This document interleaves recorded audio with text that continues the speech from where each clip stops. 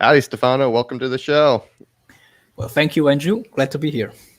Yeah, so to preface, you wrote a pretty good critique of the Archotropism framework, and so we're not going to be debating this kind of live, but we went back and forth for a few hours a few weeks ago, and I thought it was an excellent conversation, and I'm sad that we did not record it because it was that good, Yeah, it went a little bit longer than I expected, but it was fun and I hope fruitful. Oh yeah, of course. And you actually changed my mind a little bit afterwards because I went back and I re-examined, quite a few things that I have said in the past in light of your basically your thymology criticism. And Yeah.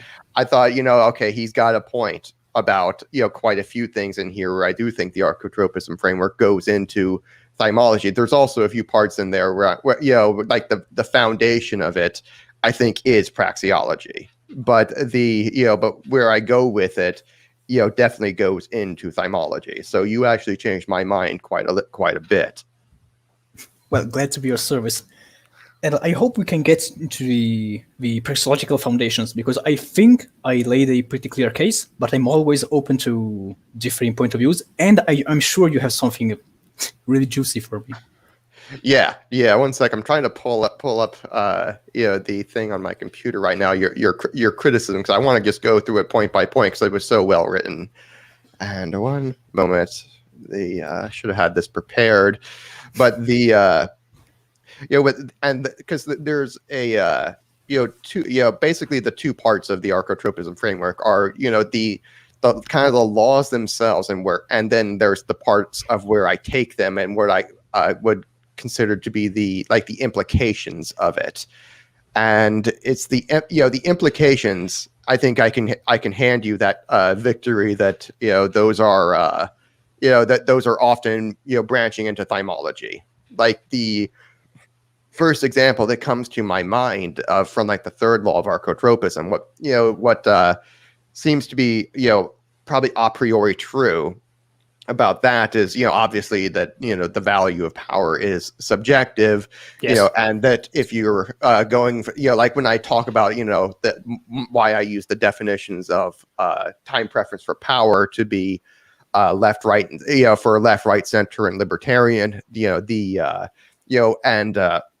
when I say okay, the higher your time preference for power, the more equality you're going to get necessarily, in society, and the lower your time preference for power is, the more hierarchy and the more voluntarism you're going to get in society. And and that if you imagine that most people are going to be probably on some sort of bell curve, this is why, you will see centrist republics all over the place. And that I think is what's a priori true. That part. Yeah, and on this point, I can bolster it actually. Well, because, when I say, let me complete the point. Right. That when I apply the labels of left, right, center, and libertarian, that's where I step into thymology. Yeah, you can see that. Let me actually bolster your point about the result of a low time preference system of governance. Mm-hmm. By definition, following your framework, if a given system of governance has a low time preference for power, it will refrain from intervening. But refraining from intervening leaves the market to operate as it would. And markets generate by themselves hierarchies by simply rewarding the best provider of a given service or good. So this will, by definition, create and amplify inequalities. Correct. Yes. That's exactly it. I mean, that's a perfect explanation, and that's kind of what I liked about your initial 5-part criticism, is that I thought you did a really good job steel manning my points. And there were a few times in there where I'm like, oh, he's actually describing this better than I did, and I'm going to start taking that. And that's like, so I immediately thought, okay, this is really well written. I've got to talk to this guy. And but yeah, exactly. If you're something like that is going to be pretty a priori true. and and that's I can and there's like that's why I say like the foundation of this thing is going to be that it is going to be a priori, but the and that's praxeology. But when I go into I think we should define thymology, because this was a term I was not familiar with before you brought it up to me, and I had to and once I read your pieces, I had to go in and really do a lot of reading on it, and thymology. I actually have the definition in front of me. I got this prepared ahead of time. Thymology is a branch of history, or as Collingwood formulated it, it belongs in the sphere of history, in quotes. It deals with the mental activities of men that determine their actions. It deals with the mental processes that result in a definite kind of behavior, with the reactions of the mind to the conditions of the individual's environment. It deals with something visible and something invisible and intangible that cannot be perceived by the methods of natural sciences. But the natural sciences must admit that this factor must be considered as real, also from their point of view, as it is a link in a chain of events that results in the changes in the sphere of the description of which they considered as the specific field of their studies. Basically, this is a kind of a mixture of psychology and economics, and and this is I think that was Mises's term. Was the he either invented it or he like renamed it. Because he was back at the time of the turn of the last century, economics as a field of study was, kind of deciding which direction it wanted to go. And Mises wanted to argue that we should go strictly for the more scientific route with praxeology, whereas a lot of other people wanted to, we should really go more of a historical route, which is kind of a little more like an empiricism. Yeah, and Mises wanted to argue against that. So why I think he made such a such a big distinction, which I think is kind of, a lot bit broader than it really needed to be. I think he made a mountain out of a molehill, but I understand why he did it at the time, because it's like he wanted it to go in the more scientific direction of pure theory rather than trying to understand history. And so that basically the difference between praxeology and thymology is would be that praxeology is a priori true, whereas thymology derives its knowledge through history and lived experience. Is that about summing up correctly? I would say yes, but there are some nuances, two in Go particular. ahead. One is that thymology can also refer to the collection of traits that a given group of agents exhibits. For example, we have, let's say, two spouses. If we observe that a large number of spouses exhibit jealousy when a suitor appears, for example, when either one of the two spouses is already taken, we can say that there is a tendency to exhibit jealousy. Jealousy is a phymological trait. It's something like a psychology. In the post, I make the distinction that. Let's start right there. How would you differentiate psychology from thymology? Because I would, put what you're describing under, psychology rather than thymology. But go ahead. I would distinguish in the sense that modern psychology deals also with not only pathology, but more like the biological processes, and not necessarily biological, but the way we process information or we react to stimuli. Phymology in particular revolves around traits, this concept of traits. What kind of behaviors we exhibit as a rule. Something like you have a good map to interpret what someone will do, what a given species even will do in the case of human beings. And something that I would also add is that phymology is concerned with actual judgments. not judgments. Let's say in the ether, when you choose, you make a judgment, but the content of the judgment are dependent on the phymology of the actor, which is his motives, his thoughts, all these things. You could call it psychology. I would. I don't think there is a meaningful difference. It just phymology is a term that it's a little bit more concrete. Is what it sounds like. It's a little more. It's a little less abstract in what it's concerned with.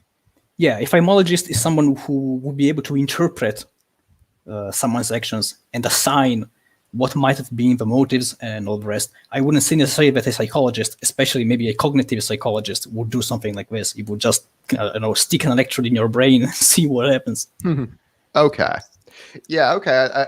So you said that was like the first difference between or first distinction. Yeah. What was the second one? The second one is that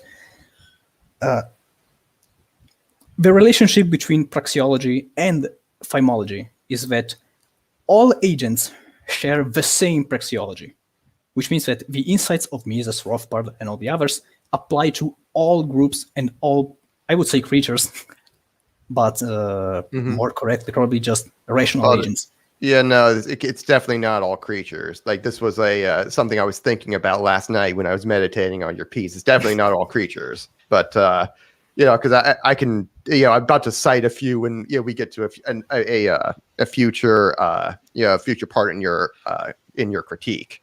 But it's definitely not all creatures, and that's something that I have to I do wonder about a little bit. But go ahead. Which means that, following this line of thinking, the abstract structure of action is shared by all rational agents. But the way, the concrete way in which agents act depends on something else, on a phymology. There is a two-tier system. There is praxeology, and then a series of possible phymologies. Which means I agree with that, yeah. Yes. For humans, in particular, I do think that your insights are correct, broadly correct. But as I illustrated, you could conjure a counterfactual to show that there is nothing contradictory about a different kind of phymology. Let's say someone who actually values prey behavior, and in a perverse sense, preys are actually the dominant class. We could imagine something like this. So I would say that phymology does not have to be, let's say, a complete system. Phymologies can contradict themselves because they are basically systems of values or modes of behavior. Praxeology must be consistent. There's only one, as opposed to the many of phymology. Okay. Which opens the question, do humans have only a phymology? Do they have many phymologies? Yeah, I would say it's many. And I think that's about correct. And I think this is where we might start to disagree, because I would say the basis of archotropism in the basically that law of pseudo demand that we talked about, that seems to be a priori true, and that it's something that you will see consistently, not throughout humans particularly, but also a lot of different apex predator species. So it is something we share with non-rational actors because it's simply a fact of nature. But I do think praxeology really is simply only concerned with rational actors, not species of animals. But beavers but it is interesting with their dames. Yeah, it is interesting to note that the more intelligent the creature, and when we judge these as relative to humans, which it's still not much, but the like an orca or a dolphin or a chimp or even like a tiger or something like that, the more intelligent the animal, the more communal the animal, the more you will see this kind of this this a priori law of pseudo demand at work, because that's simply how these apex predators and these ecological niches survive. Like these orcas. I don't know if you've ever watched nature videos of them. It's very interesting to see how they will they will actually strategize about how to and coordinate their attacks on other animals, and in very, very clever ways, and and they'll like have perfect timing and everything, and you see that this sort of value structure at work. That's why it tells me it's not just a priori. It's actually something that rather even deeper than that. That it's it's something substantially more universal, because it doesn't just apply to rational actors. And granted, we only have a case of one rational actors, but that's us. But even your non-rational actors, when you start seeing it, I think this is where I can start to say, yeah, this really is a true part of reality, that these incentives don't just exist for rational actors, but they're actually a part of something broader. And and granted, that's not quite an appeal to, I'm not appealing to, history or lived experience right there. But, I'm saying that, the lived experience does back this up, with, back up the assertion that this is probably a priori true. Yeah, I see that. But I would raise a counterpoint. Mm-hmm. This seems to show that the kind of living beings that we are, and that the characteristics we share with other creatures on this planet share these characteristics. However, I would say that the fact that they are at a lower level, at the mere biological subsistence, does not mean that these are a priori true, in the same way that praxeology is, because they refer to two different phenomena. And I have two things in mind. Either archotropism discovers that we share this with the lower beings, and it's an accident, or this is just, let's say, something that is purely incidental. It doesn't have to be this way. Let's imagine ghosts. We don't believe in ghosts, but ghosts are something that could exist. Would they exhibit this necessarily, while they could not, and still be rational actors? I don't think the two necessarily implies the other. Yeah, well, I would say that something that is something that is a priori true, you would expect it to see the results of that, in biology, due to the pressures of natural selection and evolution. So because if you're saying that this is a priori true, that means you're saying that this incentive is not just the way humans think about it, the way like you would say it's psychology. You're saying that this is a pretty universal value, and that this is something that is naturally adaptive. This is a naturally adaptive way of thinking that exists as just a fact of pure logic. Now, not just that it is a it is a rational way of thinking, but this actually exists outside of biology. And but you would expect that biology based on natural selection would adapt itself to that, because that would be the maximizing of value. So would you say then that this is analogous to the fact that division of labor yields more productivity than isolated labor? It's a fact of the universe, as Mises would say. Yeah, I would say that something like production is another adaptation that is true outside of biology, and biology adapts itself to it. All right, that's interesting. It's a fundamental truth of nature, not a that's I think it was what was it, Nietzsche, who said that it's not just that humans have ideas, it's that ideas have people.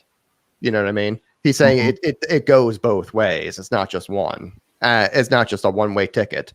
And this is why I say, okay, there are fundamental truths of nature, are fundamental truths of logic, and and adapting to them would be, you would just think that as an a priori truth, that adapting to that is to those fundamental truths, is going to be what leads to success in natural selection. but we are deviating into a little bit into thymology right here. I'll admit, but I think that is it is something you would expect. If we're appealing to empiricism, to verify to verify our praxeology, this is something we would expect to see. And in fact, this is something we see. And, by the way, we're, all, Austrian economists are guilty of this. If you look at what's the first thing that we do when we want to talk about the Austrian business cycle these days? We go right back to 2008. And so, it's like, and we all do this, but I don't think it disproves that what we're saying, but, but it is exactly the sort of thing you would expect to see. Well, yeah, you do raise a fair point.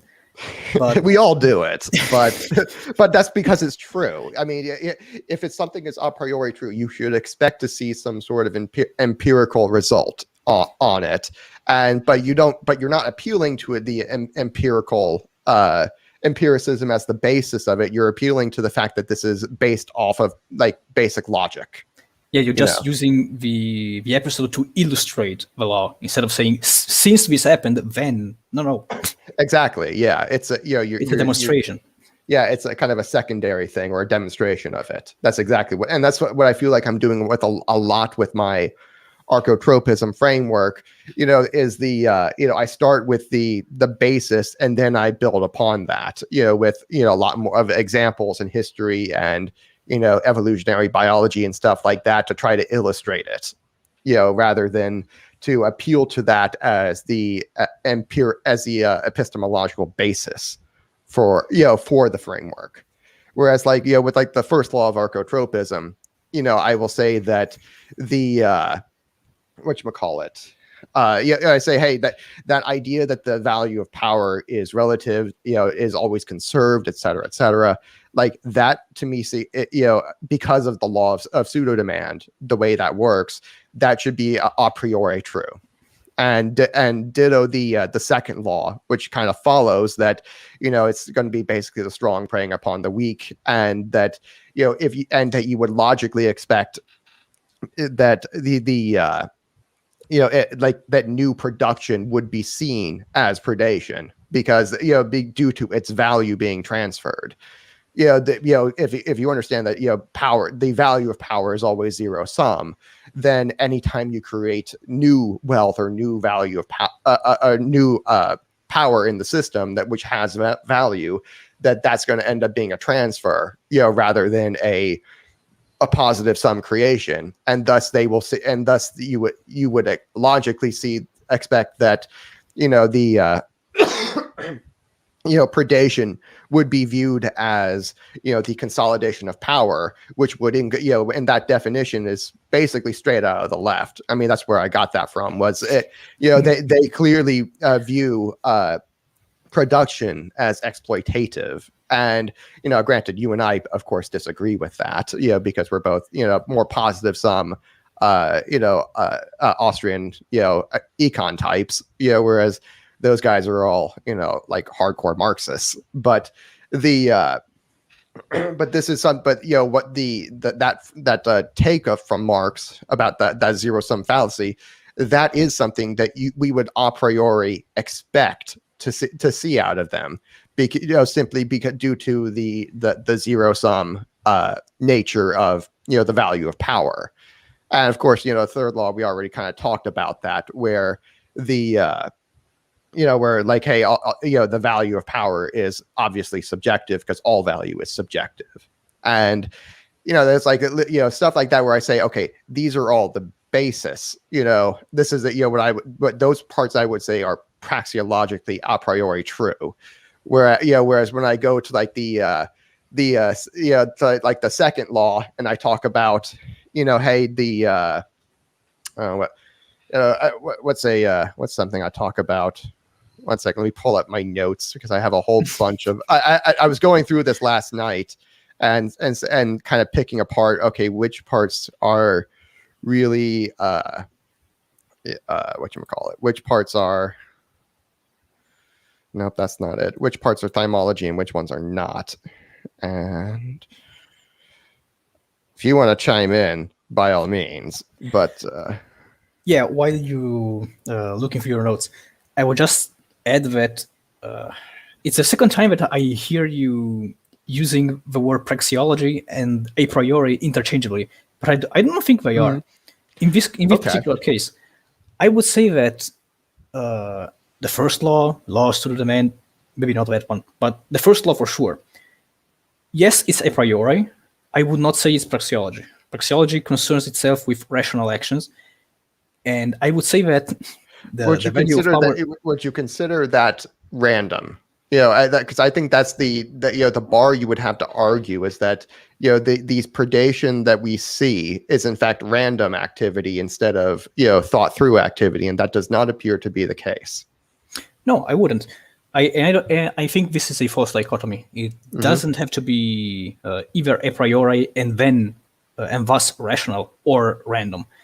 You alluded to the fact that this might just be a fact of nature. Would you consider the fact that gravitation exists a priori? Well, no, it's a fact of nature. Well, no, but we discover that through empiricism, not through logic. Yeah, but you wouldn't say that it's praxeology, even if we were to discover that there is no alternative.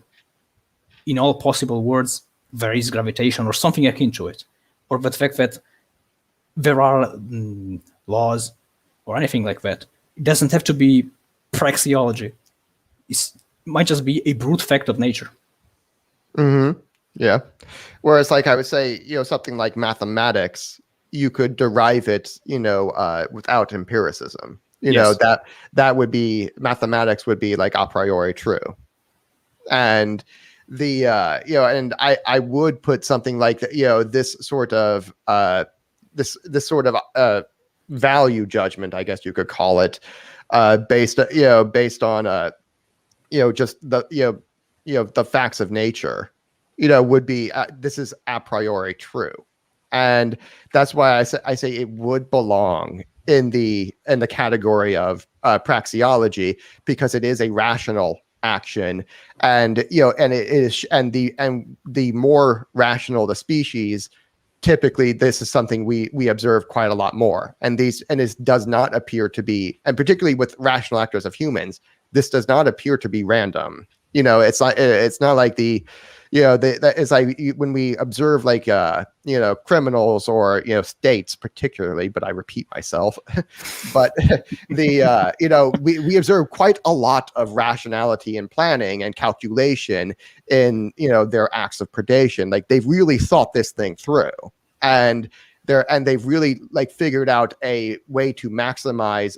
parasitic value in a way that I would say standard Austrians don't have a really good explanation for, and this is kind of one of my critiques, is that they I really think this praxeology is incomplete. That's why we need something like the Archotropism framework to explain this sort of rational behavior, which does appear to be rational and calculated. It does not appear to be random, and and we can see how this would be a priori true, and given that it's a priori true, it seems to be derived from our lower animal nature, and you would expect therefore that we would share it with other higher mammals, and this is in fact what we actually observe. And I think that this that it really enhances the idea that this really is a new niche of praxeology. And where I go with it might be actually thymology, but its basis, in that law of pseudo demand, that does appear to be, or at least to belong to the class of praxeology. Go ahead. I would offer, however, that the first law, at its core, should not be concerned with value, but with just power. Because I think that is simply true. The fact that power can be used to do something only if there is a reasonable differential between your victim and yourself. And this is always true, even for cheetahs and the zebras and all the rest. What you get right, however, is that humans can understand this and then act upon it to better refine their strategy. But I do think that it's just, I wouldn't call it an offshoot, but merely an application of what we already know from praxeology to this particular subset. And I don't think it warrants, as you say, a niche. Well, this is where I would say we actually do disagree a little bit, because it does appear that a lot of people, it is not just a means, but it is also an end in itself. It's both, not just either or. And you can get to that if you want. Yeah, if you look at who are the have the highest time preference for power, or you can always kind of substitute in the their consumption rate of power for the exact they're basically the exact same idea, that those who want to have the highest consumption rate, those people do end up seeing power as both a means and an end. They treat it as the thing this is something Curtis Yarvin has talked about with the left, the right, and libertarians a lot, is that the left always tries to use its power to gain more power, and instead of doing what they want, whatever they claim they want to do with it, like help the poor and buy socks for hobos or whatever, and and whereas the right, they're kind of like they have like a relationship to power, and he says they have a relationship to power like like a teenager has to porn. Which is so true, but like they immediately they get it, and they're like, oh my god, they blow their whole wad on it, immediately trying to do good things with it. And libertarians, like, we can't even get the power, and God only knows what we would try, how quickly we'd blow our wad with it. But the point of that, which is it's a funny analogy, but but the point of it is, the left, which again, okay, now I'm stepping into thymology, that they do end up treating this as an end, and it's power as an end in itself.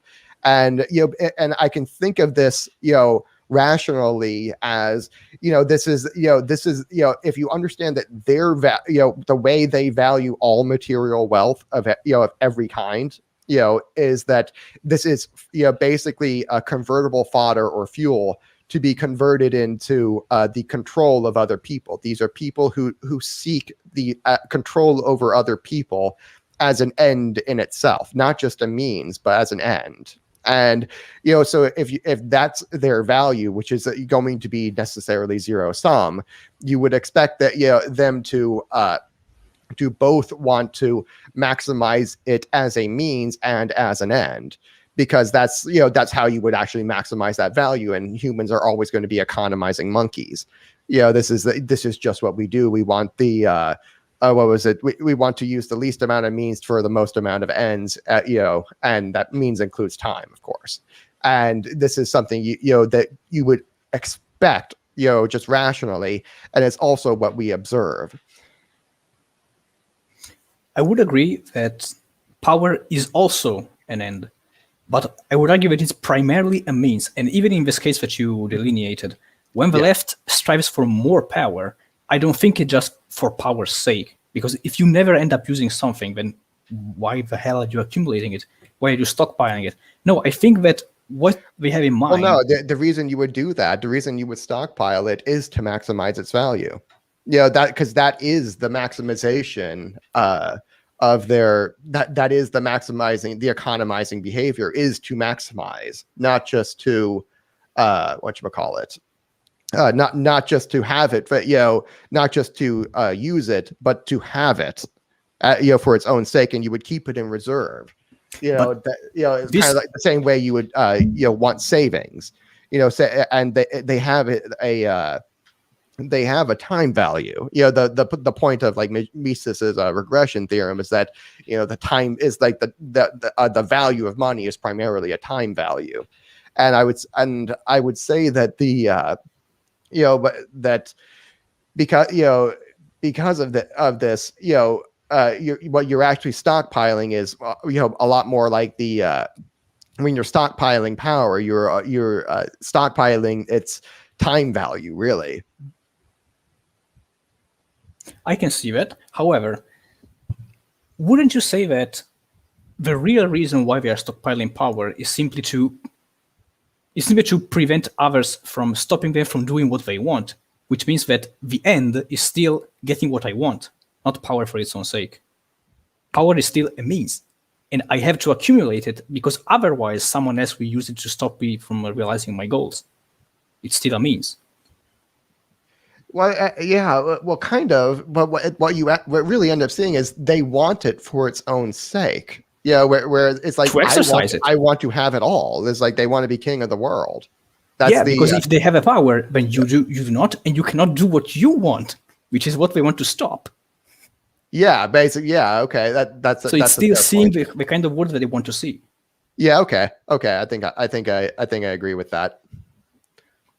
It's really a minor point, really, just a quibble, but it's something that I really do think that it's relevant to keep in mind, because otherwise we fall into conceptual traps, like thinking that the left tries to maximize the value of power. Well, yes and no. Well, the value that they control. It's really they're maximizing their own value. But what they really want is to maximize the value to prevent you from doing what they don't like. We are changing the sides, I think. And this distracts us from what we really want. Yeah, well, yeah, what they're really wanting is control. Yes. And that has to be zero sum by nature. So yeah, they're gonna. So yeah, you would have to expect them to want to maximize that control, because there can only be one, really. It's like it's kind of like, what was that with the Sith, that there can only be two, or there can only be one? It's like a master and an apprentice or something like that, and then the apprentice always has to kill the master. And I mean, that's based, and that funny enough, that is what we observed with the Soviet Union all that time. With the they kept dying one after another. And but yeah, so your point there is that what was the point of that discussion, that it's more of a means than an end? Because I do believe that putting power at the center, but in the simple way of how can I say it, as a good, because power is is aggression. It's basically, I can do what I want, and you can do anything to stop me. And I value it only insofar as it gets me what I want. If I could induce you to behave in a different way than what you would otherwise do without using power, I would. Or simply, you would only do it if you would only use alternative means if those alternative means were superior in minimizing the amount of means you need to use. Or if I actively disliked using power, which reintroduces the moral problem. Subjective value judgment right there. Yes. Yeah. Right. Right there. You would be saying, okay, I'm not. You have to. We want to minimize the amount of means and maximize the amounts of ends. And if you view that sort of the means of power as as subjectively too high of a cost, you would say, okay, but you're not talking about an economic cost. You're talking about a moral cost.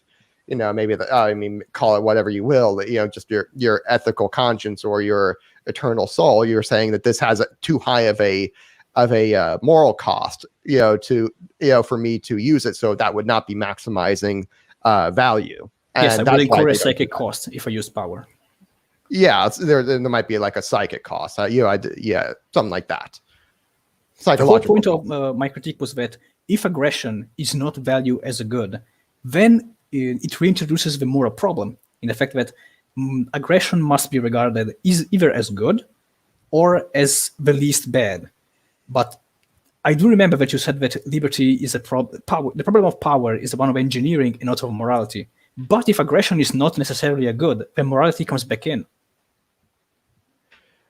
No, because the reason I would say it's because I think, this is where, this is another place where we disagreed was, the nature of incentives and ideas. So you seem to think, you wrote that, incentives are more of a nudge, Whereas I think that they're, these are, substantially more of a nudge and more like a very heavy shove. And like, and maybe if you're a big enough person and I'm a small enough person, my shove isn't going to mean much. But that's a power differential right there. But I think the incentives, the reason, because these are such powerful incentives we're talking about, that, and I described it kind of using Yarvin's term of like the 100th monkey problem, where the more monkeys that decide to be peaceful, the more valuable the act of aggression is. Yeah, because there's more for the taking. Yeah, there's basically more for the taking, and there's less competition for it. And so and given that marginal incentives are what run the world, or what run all of human behavior, it's like, and each and every monkey that decides to be use only peaceful means, that increases the marginal incentive for that 100th monkey, who's just going to be like overwhelmed by that incentive.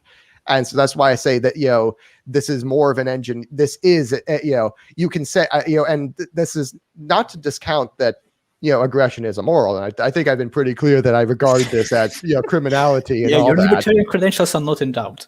Yeah. So, but the reason I regard it as an engineering problem is that, what is, considered moral costs tend to be played not like second fiddle, but like third or fourth fiddle to economics and to like the economic values. And this is something we do observe quite a lot with humans, is that they will tend to when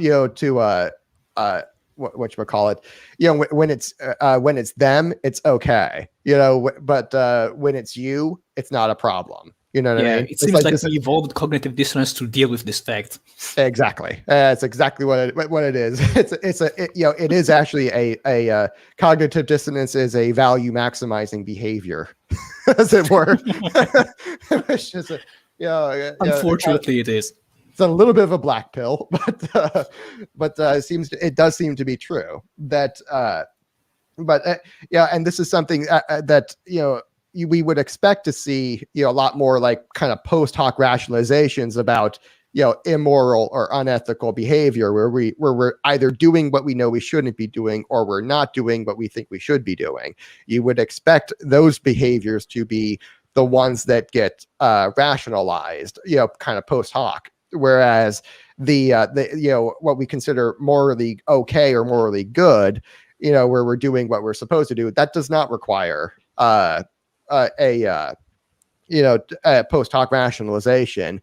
And this is where I feel like Mises's critique that you cited in your thing kind of falls short, because it is talking about this is where I say Marx was actually correct when it comes to the value of power needing to be rationalized a lot. And this has actually been one of my, again, thymological criticisms of left and right, is that both criticize the other of what they're actually guilty of. So the right will say that the left is misguided because the right is actually misguided, and the left will say that the right is evil because the left is actually evil.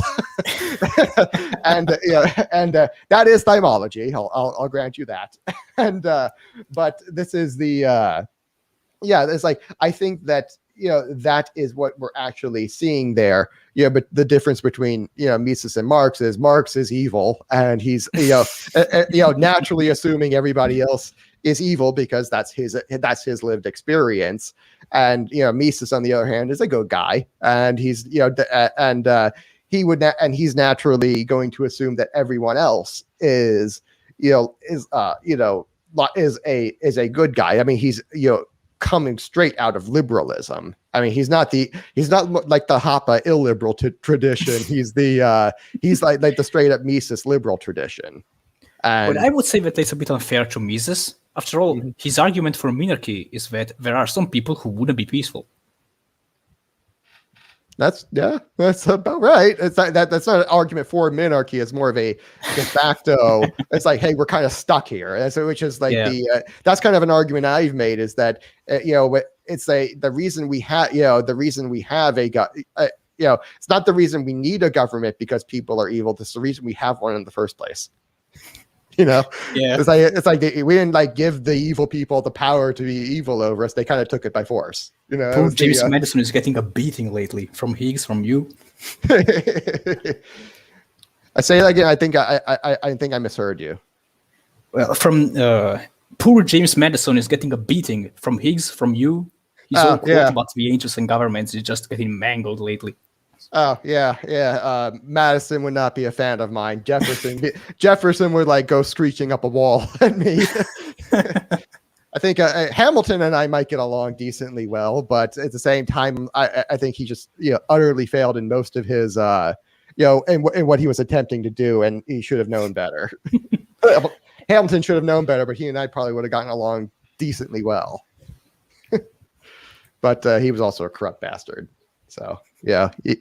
Anyway, but so like the next part of your critique was that ideas, are really what run the world, not so much incentives. Yes, and I think that could you expound upon that?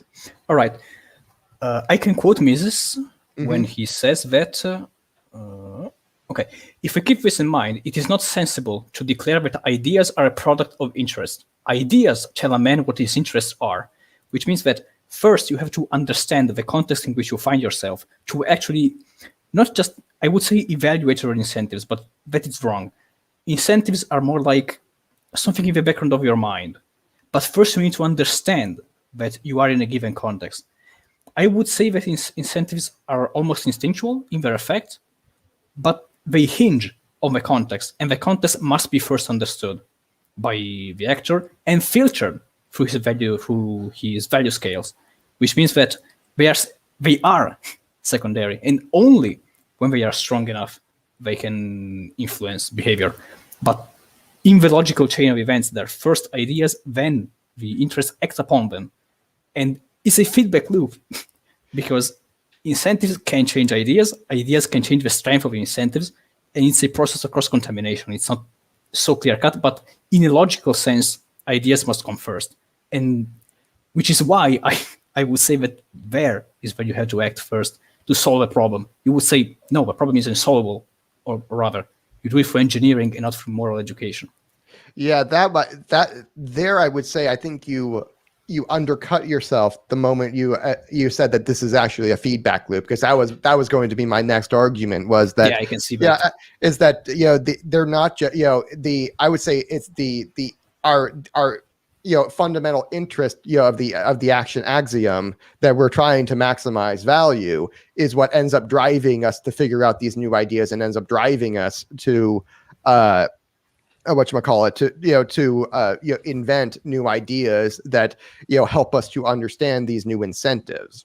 And that it's that fundamental incentive right there to maximize value that ends up driving the creation of new ideas. So it's not that someone had an idea to maximize value. It's that's already hardwired into them as a incentive, as an interest here, and that ends up what drives ideas forward and drives their creation and refinement. Can I interject? Go ahead. I would say that this is one of the. I accused you of being in terminological chaos, and it's a little quip. It's not that relevant, but in this case, it is, because you used interchangeably interests, incentives, and value maximizing. Strictly speaking, okay, go ahead. We are not incentivized to maximize our value. We maximize our value because that is what acting means. But again, the values that we want to maximize depend on ideas, because that informs our actions. It informs what goals we should seek. Does it though? I would see that I see where you're coming from, that, you have to first try to understand the incentive in order to act upon it, or understand what values are at work here. But, that is a pretty good argument, except that this is not what we usually find with people, because they're highly evolved to not think about these things. That they end up behaving most of these incentives rather subconsciously. And that's this, I would say, however, Go ahead. that it is because they are outsourcing their thinking, and let's say that I hate the term, but society is doing the thinking for them. They absorb these modes of behavior and they incorporate it. They automatically regard them as good because they are widespread. But they do regard them as good. It's just that they received it, let's say, with the package as a whole package when they were born in a given situation.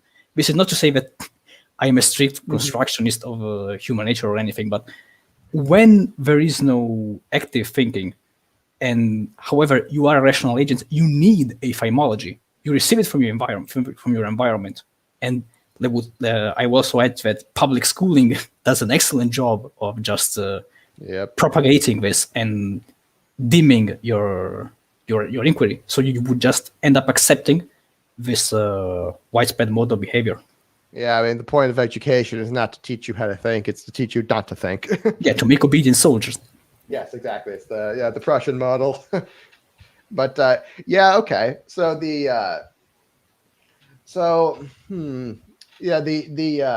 but at the same time, does this actually apply to archotropism? I can see why this would not apply to why Mises's critique would be correct about your standard production where they simply do this based on without rational action or whatever, or they can do it with more a received thymology. But when it comes to aggression, though, wouldn't you say that they actually do have to think about something in order, rather consciously, in order to actually rationalize the behavior? That takes a little bit extra effort on their part.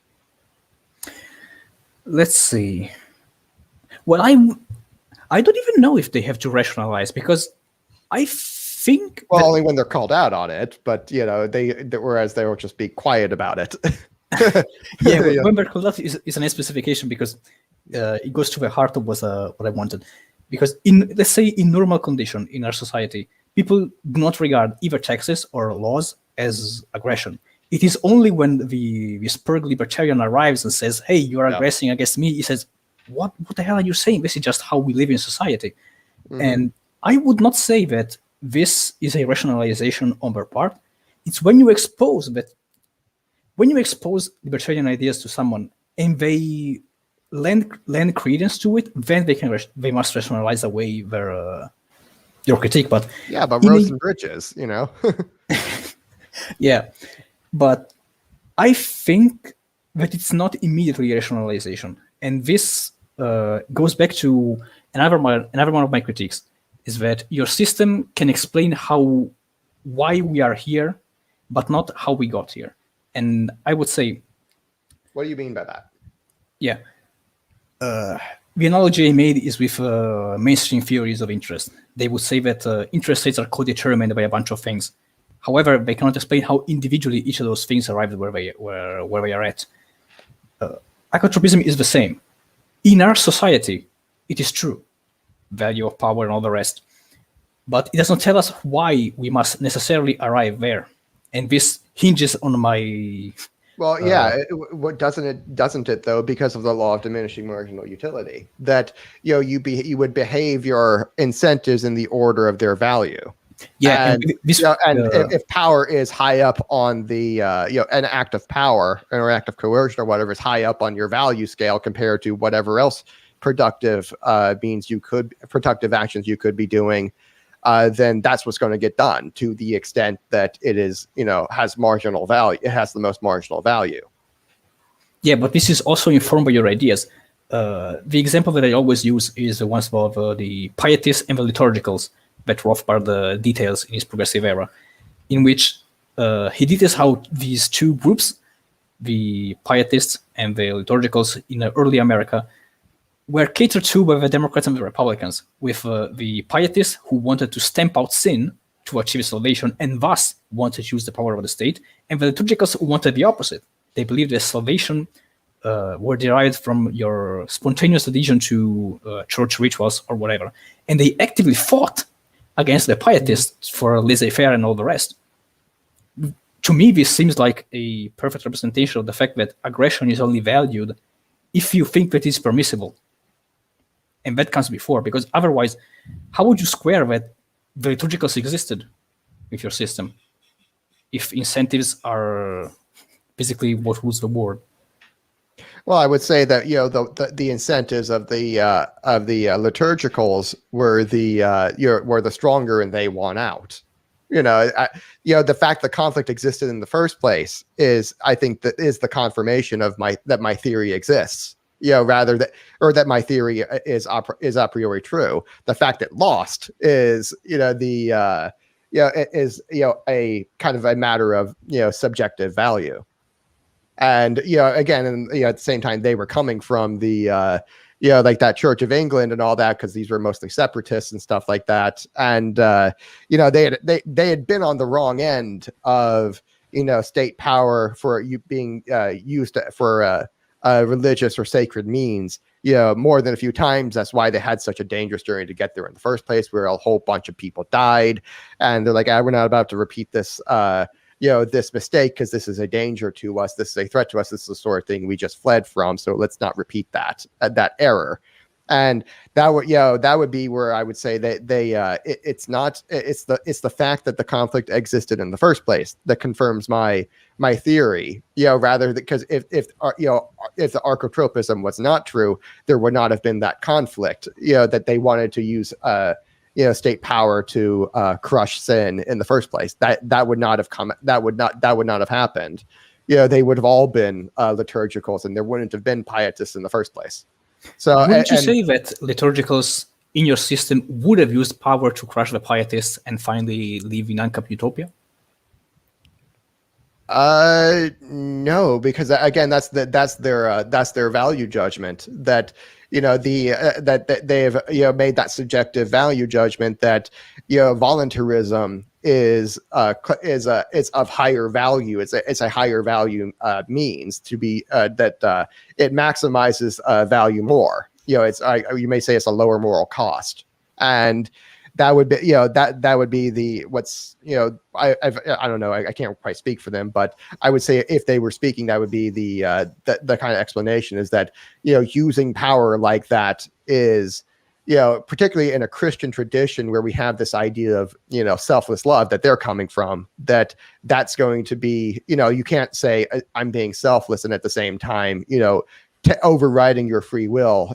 Force is an anathema to the idea of Christian love, and and it's like a God, the God they believe in is like a God of free will and all that, who's like a real radical when it comes to free will. And so like that guy is it's like, oh yeah, you're gonna mass murder millions, that's your free will. Oh, all right. it's like he's a real extremist when it comes to free will. So it's like I can understand why a pietist might say no, it's the voluntarism is the value, because we're supposed to be imitators of Christ and all that, imitators of God. And, that's being more laissez-faire and hands-off is substantially closer to that ideal than the idea that we're going to use force or whatever. And even in the Bible, you see like the God, when in God in the Old Testament, he will, whenever he's about to use force, he will give them decades of warnings ahead of time. And it's like, with Noah and the flood, it was like 750,000 people that he flooded, but it was like, he gave them like 600 years of warnings. And this is something that goes unappreciated when they always say that the Old Testament God is vindictive. Dude, he warned them a lot. Yeah, it's like he really, really gave them like centuries to get their act together, and and by the time it ended, it was like usually it was such a shit show. I remember when Abraham was like trying to negotiate with God about Sodom and Gomorrah, and it's like he's like, well, what if there's only 100? And God's like, oh sure, if there's only 100. He's like, whoa, what if he's like haggling with God? He's kind of, and he's like getting him down to like, what if there's only 10? He's like, there's not 10. they're all really bad. And there's only 8 of them, and God's like, oh, I'm just going to get those guys out, and then I'm going to torch the place. And so there weren't any innocent people. They were all that bad. And anyway, but yeah, so like with the getting back to our subject with like the pietists and the liturgicals, I would say that that this is actually a confirmation of my theory, the fact that conflict existed in the first place, is that my archotropism theory is that there is value in using this or at least subjective value in using force or coercion as a means, in the and you would have to say, okay, well, what is most subjectively the value? Because humans again are economizing monkeys, and we're going to try to maximize the value, and aggression or the use of force might actually not be the most valuable based on your 100th monkey problem. It might actually not be, but I'm sure that there was a bunch of monkeys in there who really, really wanted to use it, but couldn't get enough force or enough people on their side to end up doing it. Because again, this was where they were trying to rationalize it. They weren't like just saying, they didn't just like randomly go in, or they didn't automatically assume it. They assumed at the outset that, okay, this is an act that needs to be rationalized, and I see the value in crushing sin, because sin is always a cost to society. But what they ended up and they needed to rationalize it in order to rationalize the action, but they failed to do so. And I think the laissez-faire guys ended up winning out for the most part, because that's that was their value structure. I mean, again, if you have a Christian value structure that is very, very it will try to eschew power quite a lot just based on its own value system. That's it's going to be like trying to sell ice to Eskimos, basically. And historically, this has mostly been the case, where you had very, very few, like Christian religious wars or holy wars. You had like the Crusades, but that was after, hundreds of years of Islamic conquest. Yeah, I mean, it's like, you're from Italy, so I don't really have to. I'm preaching to the choir now, but I forgot about that. But yeah, Italy was no stranger to the hundreds of years of Islamic conquest that had preceded the 3 or 4 crusades. And, we do joke about having Turks Turks still in Sicily or Sardinia. Yeah, pretty much. So it's like, I would consider those to be fairly pretty dang defensive based on what the other Islam had been doing in the centuries preceding that the Crusades. But but otherwise you see that like right there, they ended up like only using it as really a kind of a last resort, and they didn't do it very well. So this just doesn't seem to be part of they're not really able to exert it well, because it's not something they're going to be specialized for. They were specialized for quite a few different things, for another more productive means, like producing all of human civilization. They were busy with all of that. So, but you actually moving on in your article, you had what I thought was you used the Crusoe example, and I thought that this is not the way I would have framed this. I understand what you're going at, but let me just read it. Incentives at their core are at their core modifiers on behavior put into being by specific social arrangements. This means they are logically secondary, and is easy to understand why by examining Crusoe's solitary life on his island. In deciding how to employ his scarce resources, Crusoe can simply follow his own value judgments. There is no place for anything else. What is Crusoe incentivized to do, if not what he wishes? What Crusoe must deal with is only his own preferences. Suppose that Crusoe happened upon a small lake teeming with fishes, which allowed him a steady supply of food. Suppose further that he has been selectively breeding the fishes for bigger size by releasing the larger specimens back into the lake and only eating the smaller ones. What happens when Friday enters the picture? Either of two things, depending on the property norms. If Crusoe is denied property rights in the lake, and Friday is free to catch fishes, he might decide to eat the bigger ones, rendering Crusoe's breeding program futile. This will incentivize Crusoe to stop his effort and join the unrestricted buffet, insisting on cultivating the lake would be, in light of these circumstances, a gift to Friday, who would be free riding on his companion's hard work. Or suppose instead that Friday is not granted unrestricted access to the pond, Crusoe can now continue his breeding efforts unimpeded and reap its benefits himself. Friday will have to find something to exchange for those fishes, which means he is incentivized to specialize and trade. This is what we mean when we talk about incentives in a way. In what ways do social arrangements influence behavior? In other words, incentives are nudges, and as such simply imply an underlying valuation, which in turn is determined by thoughts.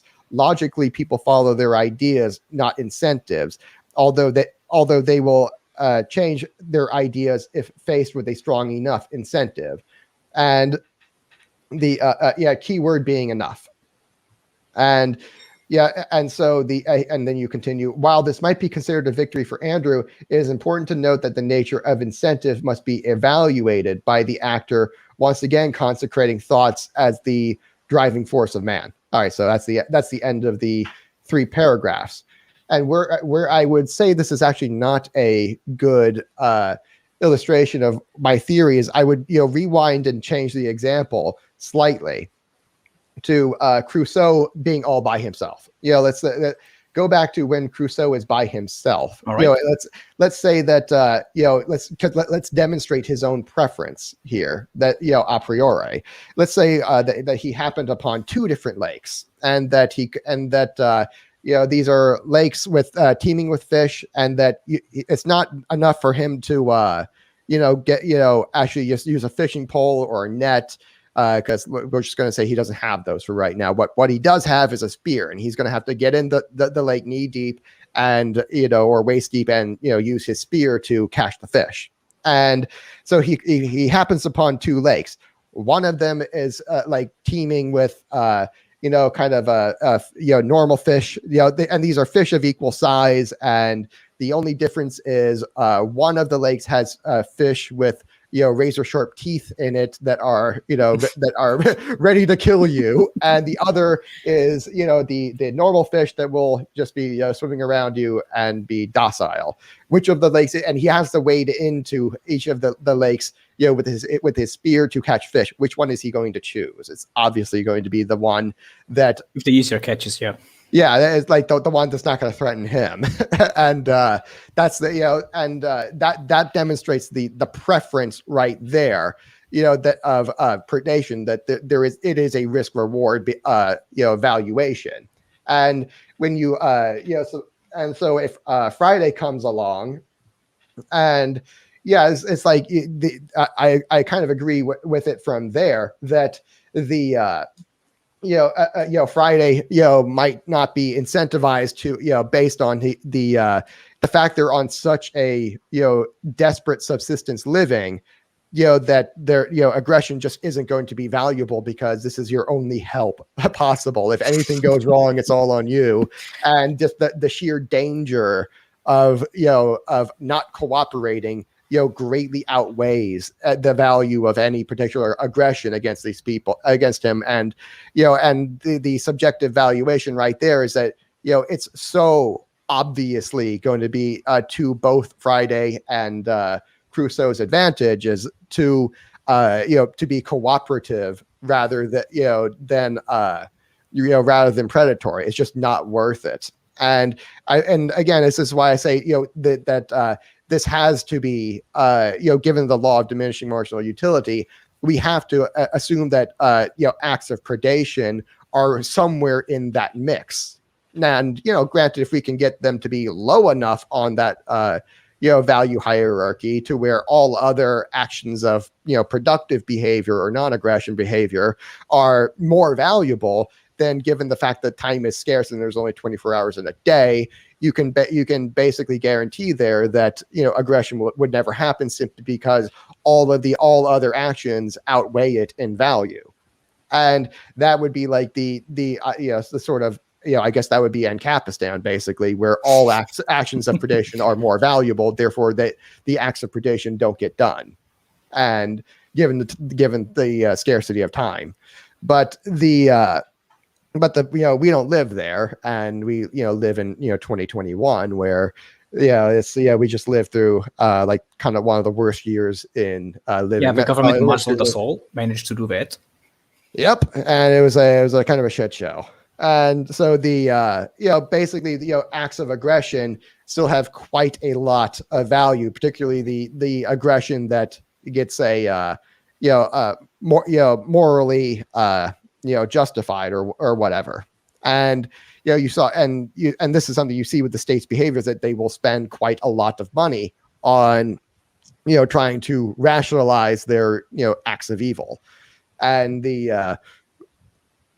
because this is something that is rather valuable, and this is again where I think Marx is correct in assuming that like these actions are really all need to be post hoc rationalized, and because he's talking about the value of power, and this isn't and that's and so no kidding that this is going to have to be rationalized somehow. And this is like the victim blame, where they say that oh, I'm the victim, therefore I get to aggress, or something like that. They'll say they claim victimhood as a pretense for aggression, and that's a long-standing tactic of the left, where they say I'm the victim, therefore you've microaggressed against me, therefore I get to macroaggress against you, and stuff like that. And this is what in fact they're doing there is I think again, and this is my thymology, that I think Marx and Mises are both kind of they're both projecting there. But again, that's thymology, not praxeology. But I do think it is telling that you will see governments always try to rationalize their aggressive behaviors and say, oh no, I'm not the mafia, I'm really a human rights organization that behaves like the mafia.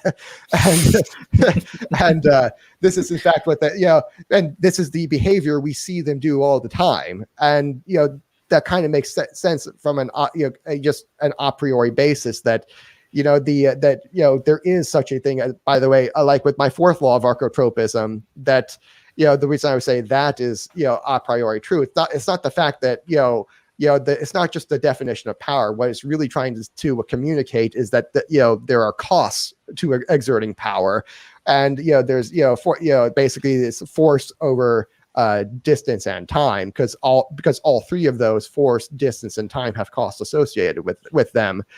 Distance and time are basically self-explanatory. The cost of force would be that, okay, someone has to be there to apply the force. That person didn't come free. They had to be produced. And, if not just born, which is a real substantial cost to the mother and the father, and to be raised up, and that's an additional cost. And then to pay them pay the police their salary to go rough up whatever person we want.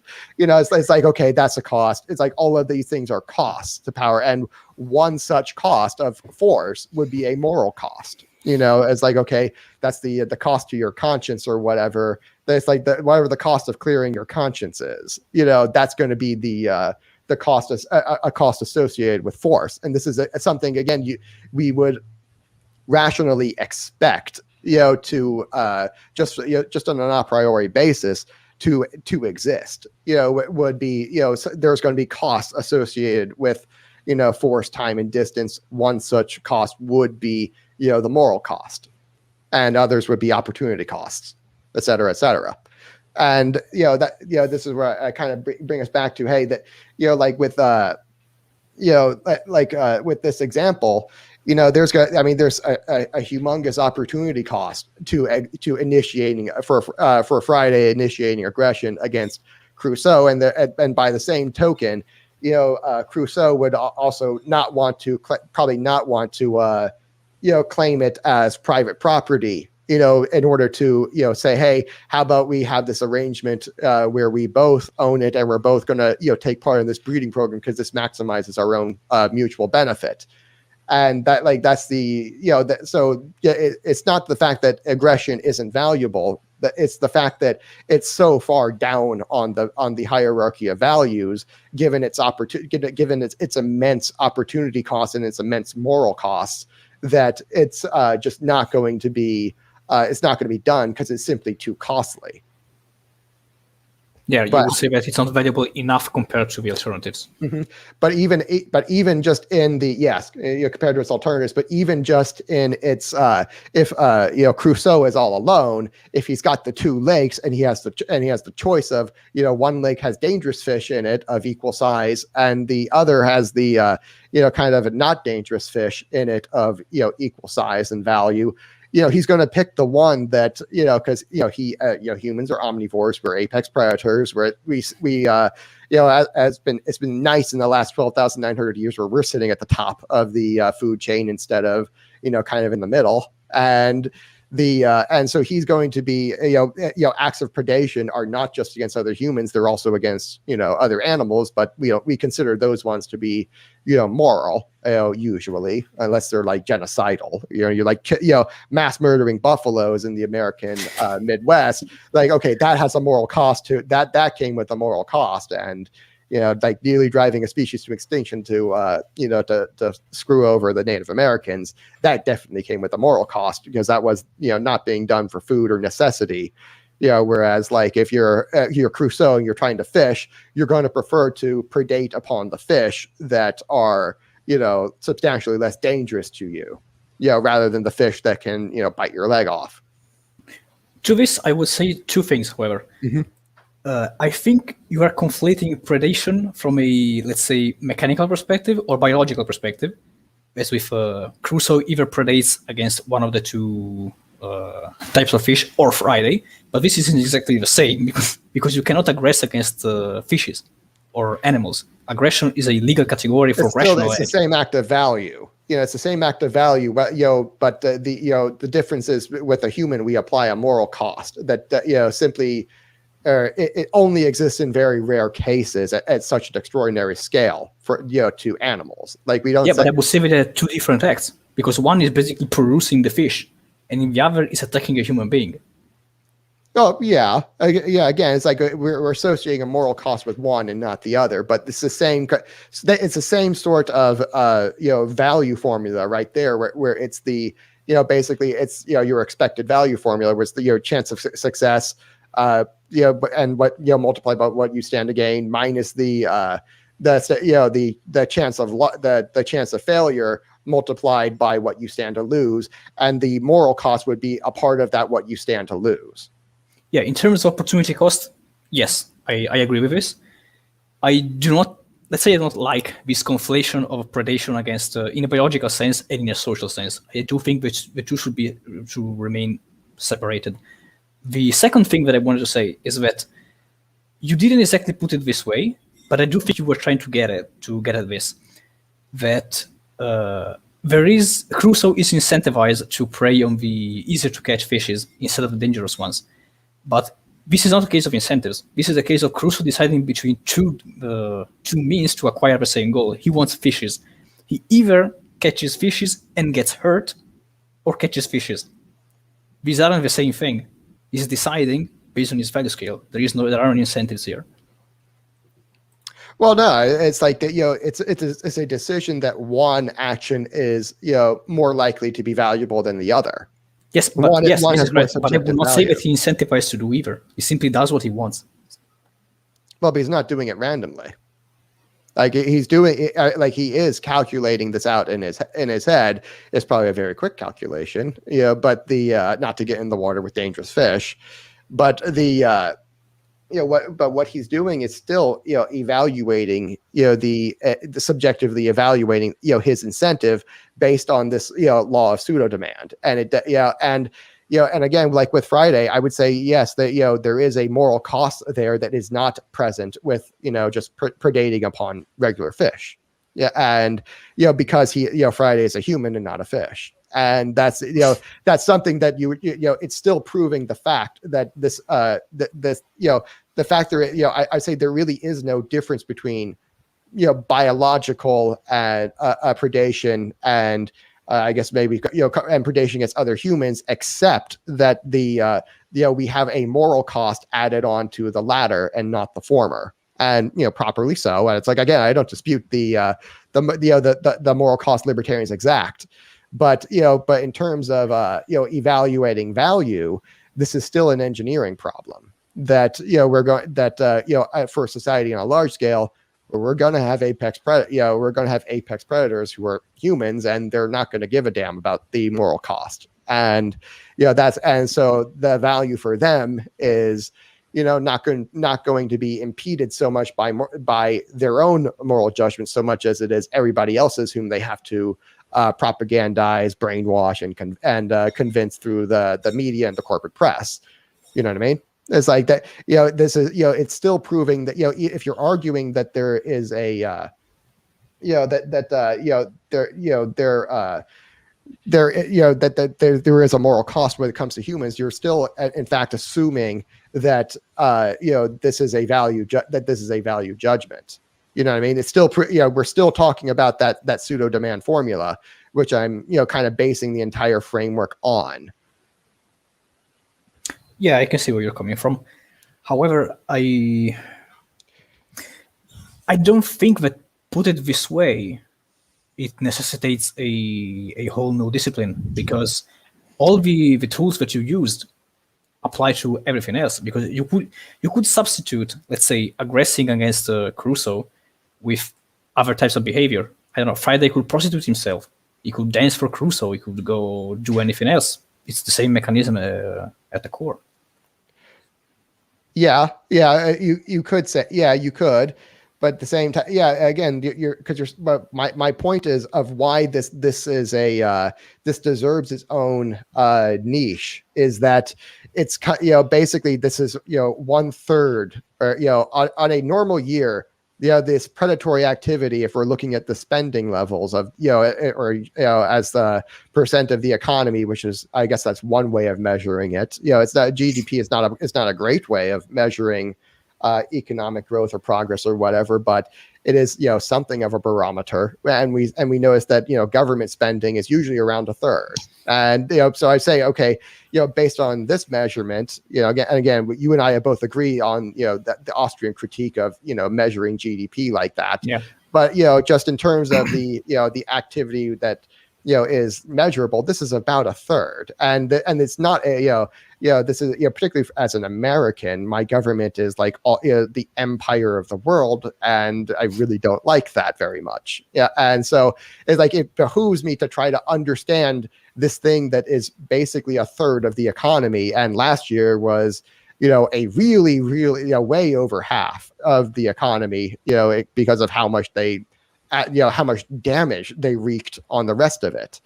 So that's it really behooves us to understand this massive predatory institution called the state. And given that these have existed for thousands of years, virtually all over the globe, independently of each other, and sometimes not so independently of each other, as United States, as of I really think it behooves us to try to understand exactly how this thing works, and it just for the value of know thy enemy.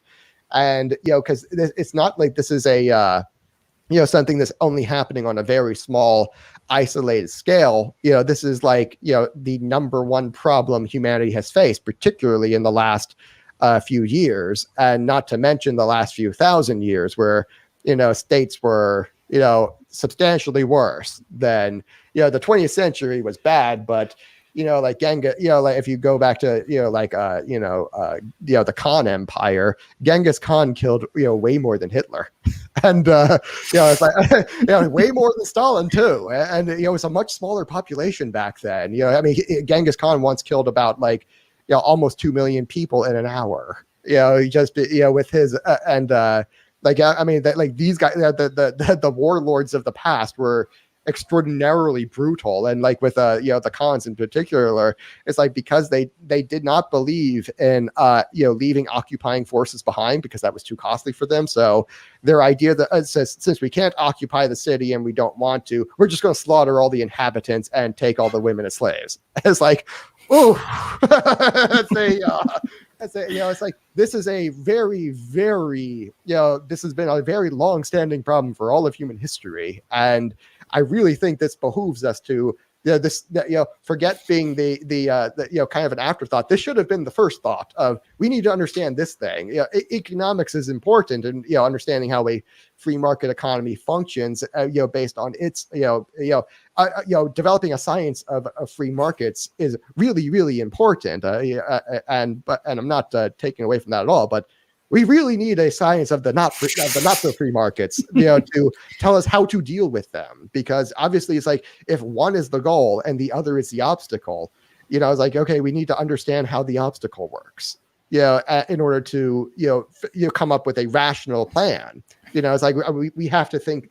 It's like, again, it's like, this is where I right here, it's like I might be giving you the argument a little bit right here, but we have to understand our incentives before we can behave them. And particularly, we have to understand the enemy's incentives before we can figure out how to handle them.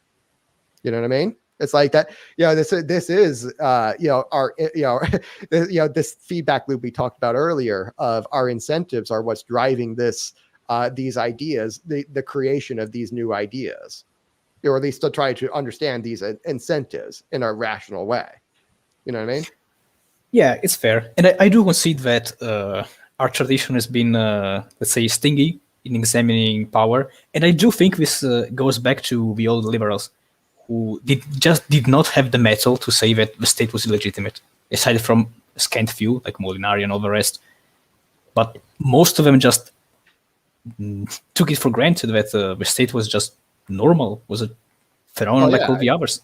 Kind of like slavery. It's just been there for the entirety of human history. And it's like, I understand, okay, I accept that that's probably, it's a reaction to those who came before us that has driven this. But now I'm saying that, okay, now that we've all agreed that this whole thing is, or no, okay, not all of us.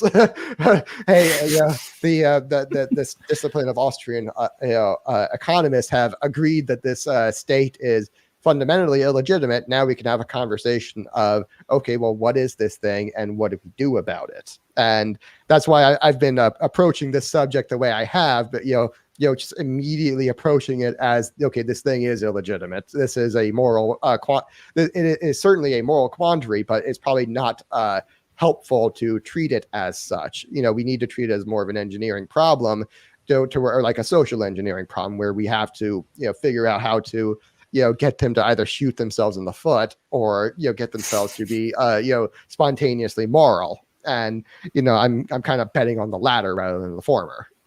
I mean, betting on the former, betting on them shooting themselves in the foot, that is something they've shown to do they've shown a tendency to do in the past, just through their own incentives, rather than them spontaneously accepting, this Austrian philosophical morality.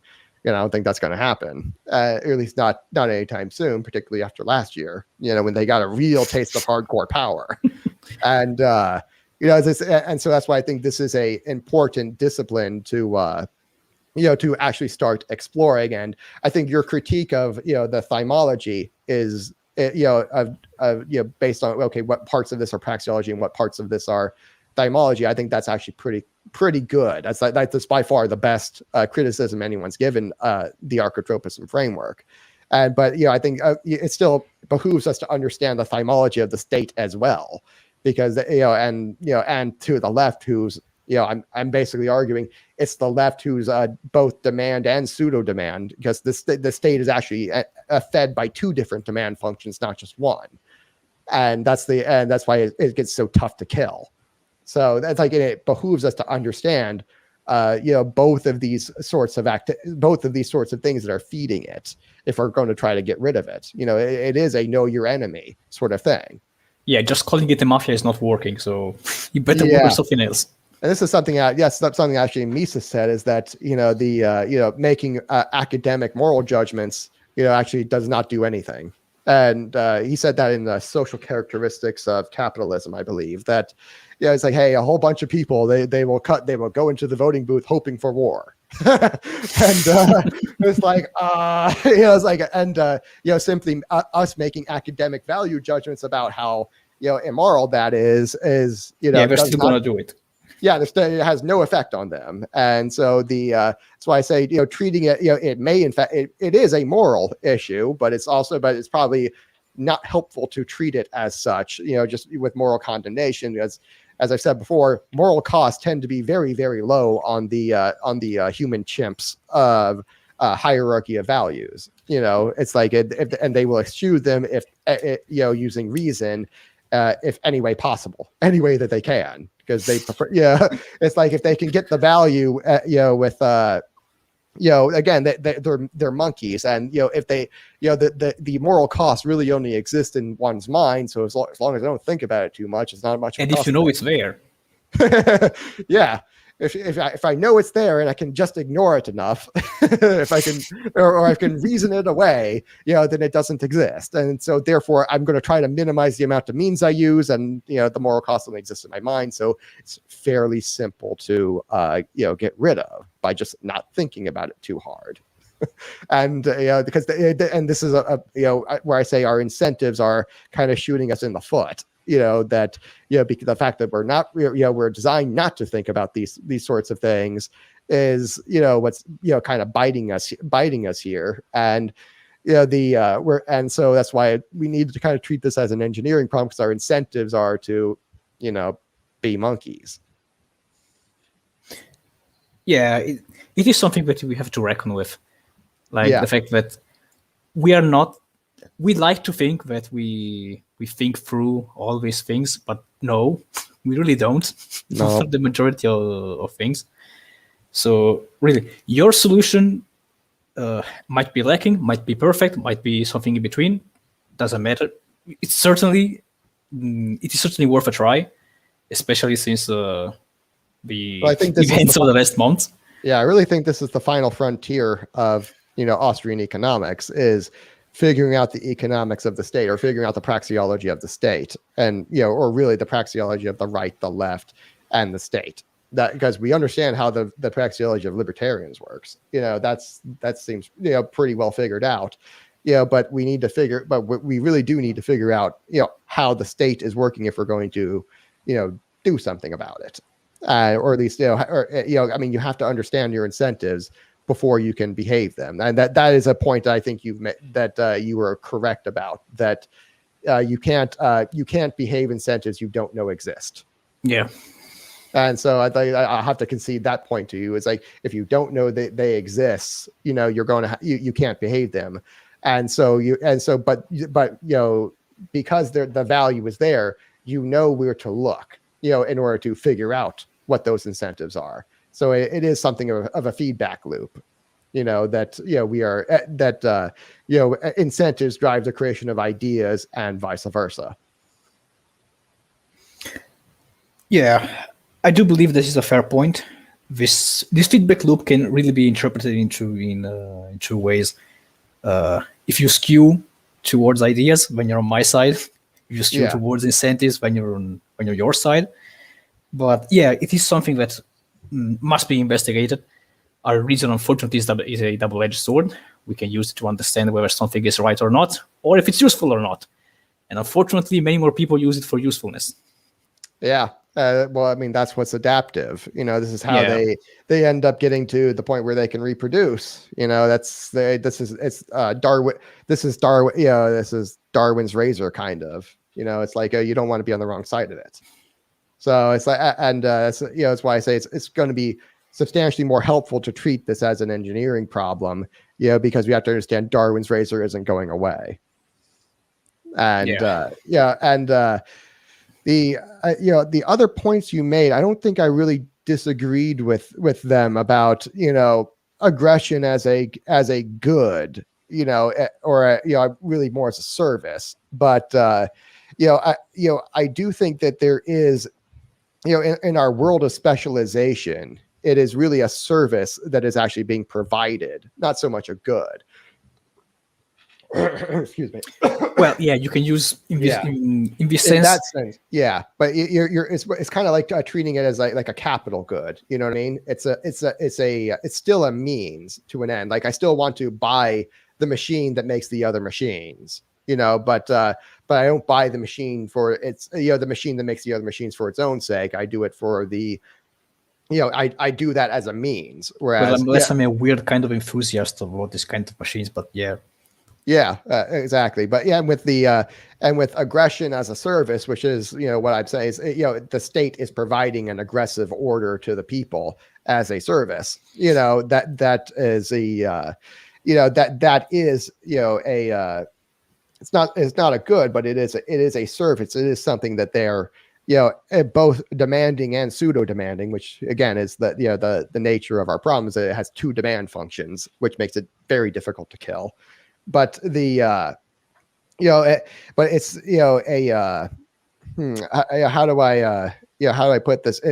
I agree that it is a lot more of a it's very much more often a means rather than an end. But I do still think that this the accumulation power is something of a means. It's still something of an end. But we discussed that earlier of is it it's a time value when I'm storing up power. It's really it's time value that I'm storing up, that I can exert it later. It's the same way of savings, at the it's not that I value the savings themselves. It's I value it as a means to the end of using it to get whatever I want, later in the future.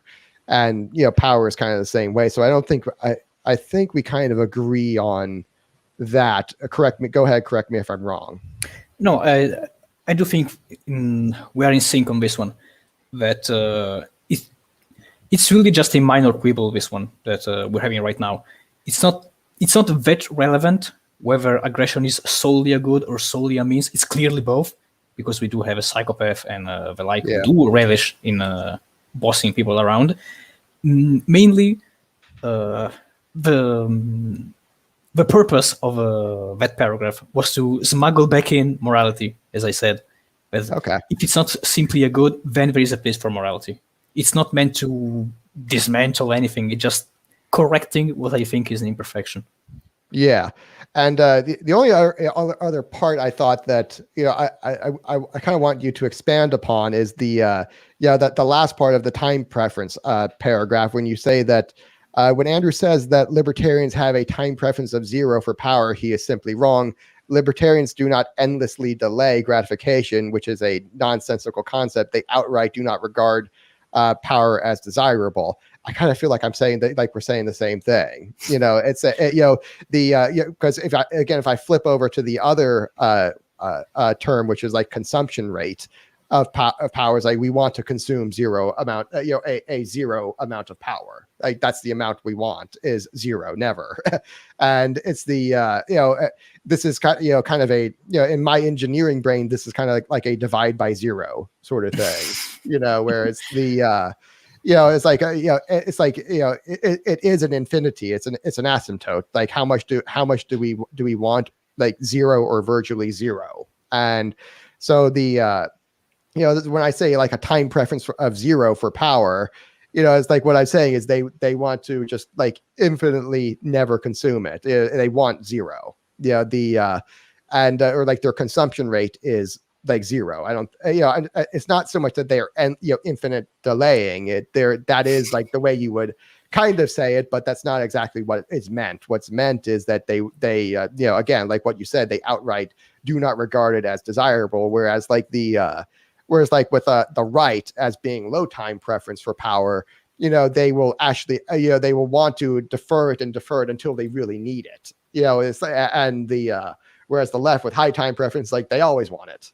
And they, it's like their first go-to. It's like it's because it's substantially easier for them to use aggression than it is to be productive. It's the problem that these people are like the children of Cain. For the Bible, for use that.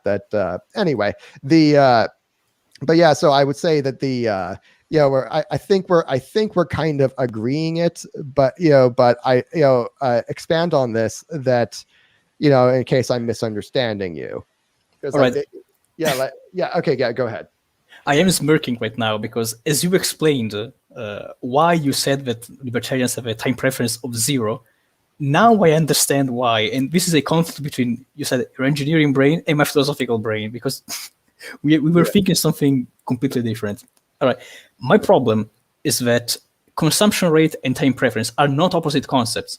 Consumption rate is how much you consume of something at a given time. Time preference, however, is the discount that must be applied to present goods in order to future goods in order to compare them to present goods. Yeah, but they're basically that aren't they kind of two sides of the same coin though? No, consumption rate is how much you want to consume of. It can refer to a number of things. Either how much you want to consume right now. Yeah, it's consumption over time, or it's like what's the time interval? Because what you said earlier is like we have time. It's not it's not a time. It's not that we do not have a time preference for things. We have it. Period. Yes, which means that you could have different consumption rates of different goods, depending on what kind of service they can render and how much desirable they are, and all the other factors that go into this. Time preference, however, is more general. And it is a feature of human beings. And there is a passage, I think, in Man, Economy, and State, in which Rothbard says that, ceteris paribus, you would always prefer something that is consumed faster rather than slower, if the total amount of services can be rendered are the same. So it is simply, from a psychological perspective, wrong to say that you have time preference of 0, because it makes no sense. It's like trying to say that there is something which you regard as valuable, but you would never consume it. It's simply more correct to say no. Well, yeah, I don't like it. Well, it's like I would say that like you and me as libertarians or as Austrians, we can clearly see that this act of predation has value, but we consider the moral cost of it to be so infinitely high that we would never want to do it. I think that that's why I would say why it ends up being a preference of 0, not just low but 0, is that we never want it because we think the moral cost is so extraordinarily high that it's always unjust. It's like the non-aggression principle, or as Gene Epstein likes to call it, the zero aggression principle. That it's like there's that word 0 again. That we think it's never, which it never is a time. It's a description of time. It's a so it's like it's never justified to initiate aggression against peaceful people, and that I say it's like I kind of feel like saying we have a time preference never of like 0, which is again never to for initiating aggression or acts of power, and it's like it's that, and I understand what you mean, that it's like it's not like quite like an endless delay of gratification. It's the it's that we do understand that this is something that does have a gratifying appeal to it, but we just never want to do it because we find that sort of gratification unjust and immoral. Would you say that you have an endlessly delayed gratification for running naked in the streets? Actually, kind of.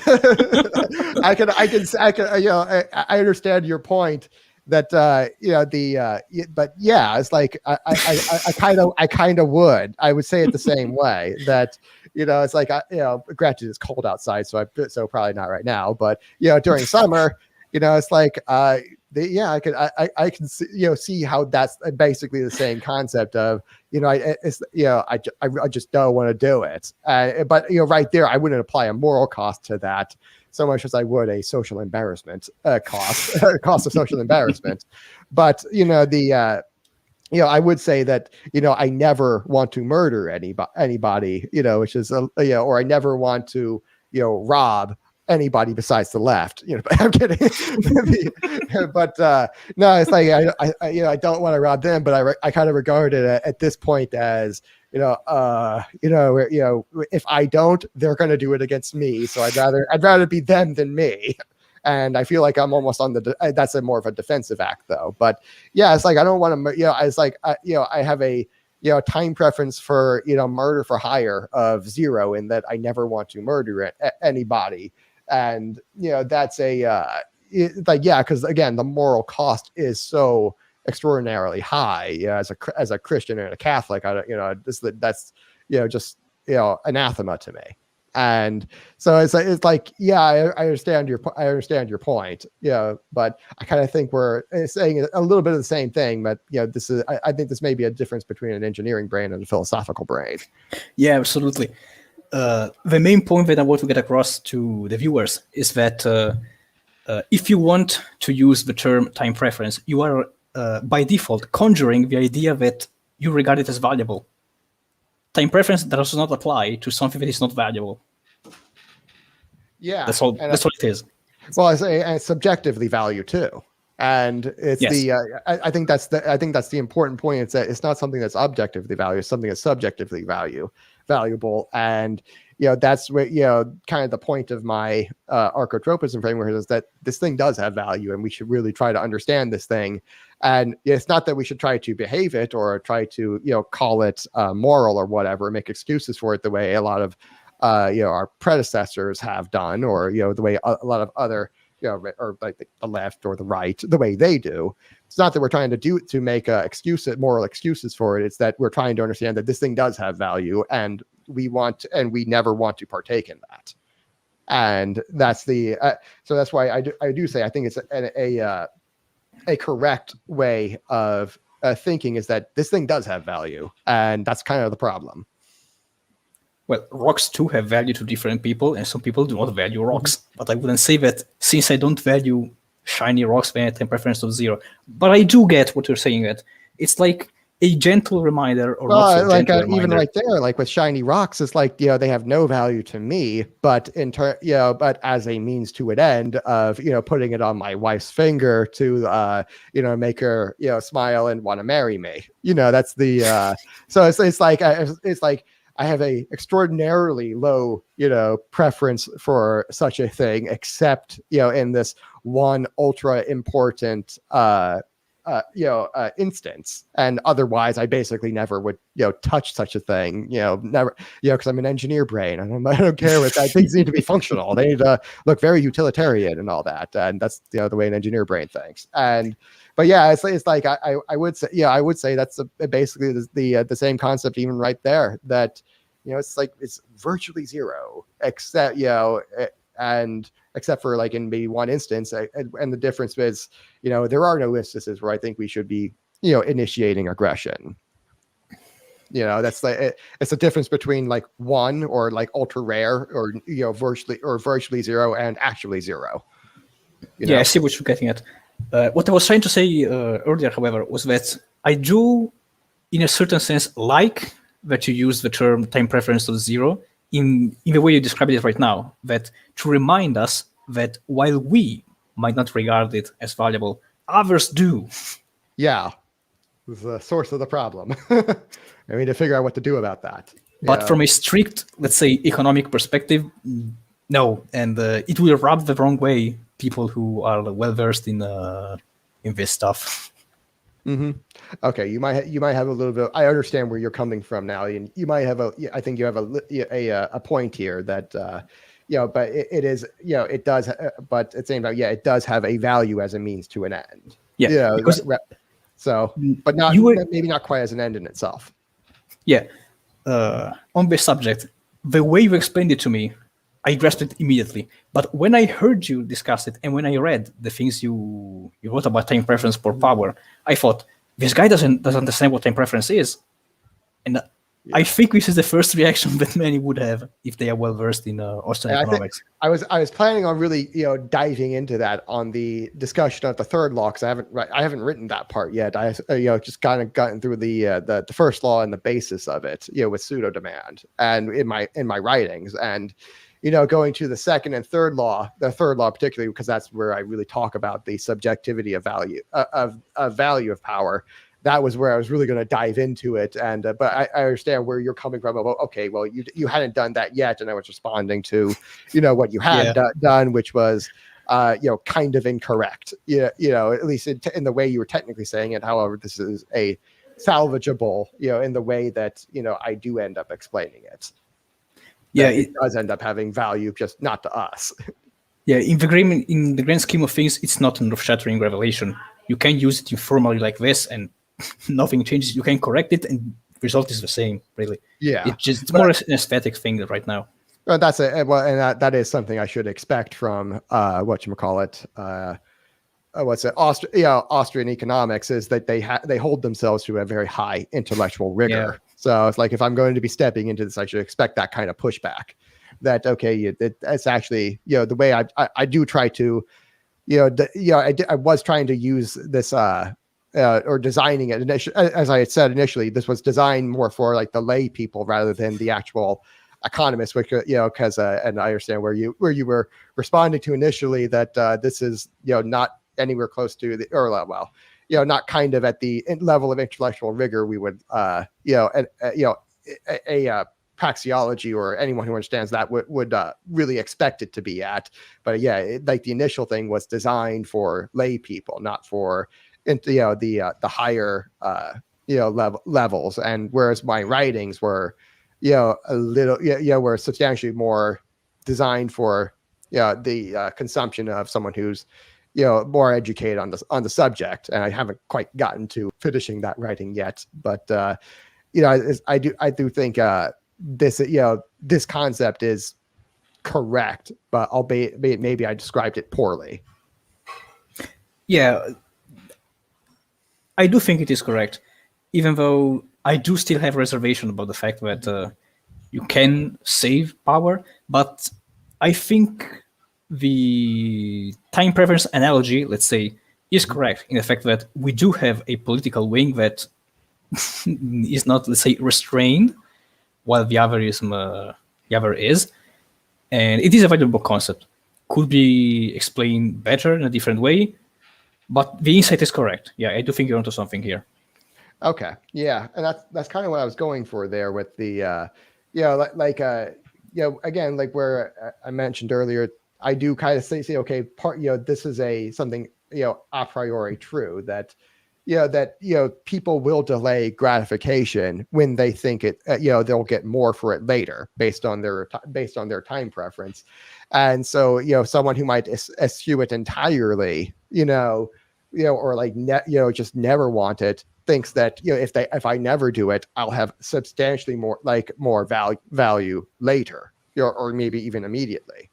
And that is in fact what kind of libertarians are talking about, that hey, if we got rid of this whole predation thing, and we just focus on purely productive activities and voluntary transaction and all that, human civilization would flourish beyond our wildest imaginations. And I think that is kind of what we're talking about, right? With our philosophy. Yeah, we will finally have jetpacks. Yeah, pretty much. And I don't think there was anything else where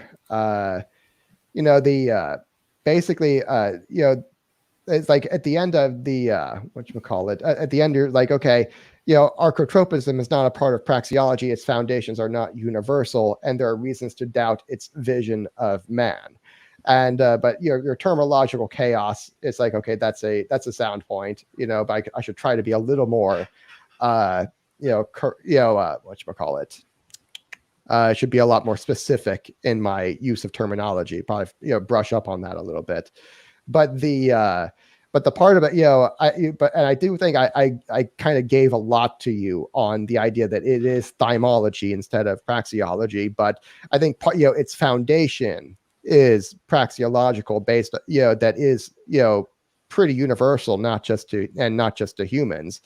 But where I go with it is probably is thymology, and that is something that I'm trying to seek to understand is, how the state works and why, and also how the left works and why, and because they're probably highly related. And that's, so yeah, I don't know if you would, maybe agree with that resolution that the foundations of it are praxeological. However, where the rest of the framework goes with it is often thymological. I don't know if do you think you would agree with that, or do you still have reservations about that? I think the jury is still out. You might make it. I'm open to changing my mind. If you can prove me wrong, I'm happy to admit it that I was wrong. Well, that's actually a really good question right there. What would you say what would I actually have to prove in order to what's that like actual what's that standard of proof look like to you? Let's say that this goes back to what we were discussing earlier about the nature of power. Why power? When power is effective, I believe that if you can demonstrate that it's praxeological and not a mere fact of nature, then it's done. You can do it. Absolutely. You can say that archotropism is a praxeology. But how exactly would that be done? But because I was thinking like just in terms of its a priori value, that saying here's why it's a priori valuable, and that would be enough to put it in the praxeological category, to where I don't actually have to, because it's not being based from nature or evolution, although I do think those I do rely heavily on those to illustrate these examples to people, but those are not it's not an empirical basis. It really is an a priori truth basis that this is coming from. And I wondered, like, how would I take that, the fact that it is a priori true, and translate that into into praxeology, because you've said before that those are not necessarily the same, although they're probably very highly related. How would you take it from simply being a priori true to being actually a branch of praxeology? It would have to originate from the action axiom. To expand on that, yeah. Both economics and argumentation ethics, if you're familiar with Hoppe's framework, yes, they originate from the action axiom. And another axiom that Hoppe introduces the axiom of argumentation, but they really are the same. If you follow the chain of reasoning, they are just two sides of the same coin. If you can show that your principle is analogous to these two, then it's fine. You can build it as a branch of praxeology. Otherwise, it's just an addition to a branch. If you read the paper by Conrad Graf that I linked, he has a really nice illustration of the root, trunk, and branch division of praxeology. And it really goes into details of what distinguishes the trunk from the branches and the trunk from the roots. And if you intend to really develop archotropism in this sense, you would benefit from reading Graf. He's extremely clear. Which one? I don't see that in your. I see Lua von Mises. I see. I think it's in part 5 or 6. I check right now. Yeah, I'm looking at the footnotes right now. You said you linked it.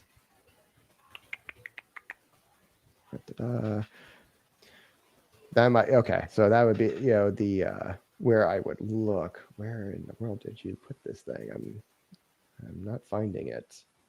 Oh, you mean in part 5? Oh, I'm looking at part 7 right now. Oh, that's what you meant. Okay. Yeah, it's in part 4. It's action-based jurisprudence, praxeological legal theory in relation to economic theory, ethics, and legal practice. You can find it online. Okay, 1 second. How do you spell? I'm just trying to get the link open before or did you actually cite it or not? No, I just quoted it. I didn't put a link. Okay. It's not hard to find. Okay, 1 second. Let me actually find it. Where actually did you quote it in part 5? Part 4. Oh, part 4. Okay, part 4. It's going. Okay, so I have to figure out where it's coming from, but I do think it definitely comes from the root of the action axiom that we're using means to maximize ends essentially over time. 1 second. Oh, here we are. Okay, there we are. Perfect. Oh, okay. All right. Okay, I can find it now. Action-based jurisprudence, praxeological legal theory in relation to economic theory, ethics, and legal practice. Got it. It really is an excellent paper. All right. Thank you very much. And this has been an excellent, informal debate / discussion.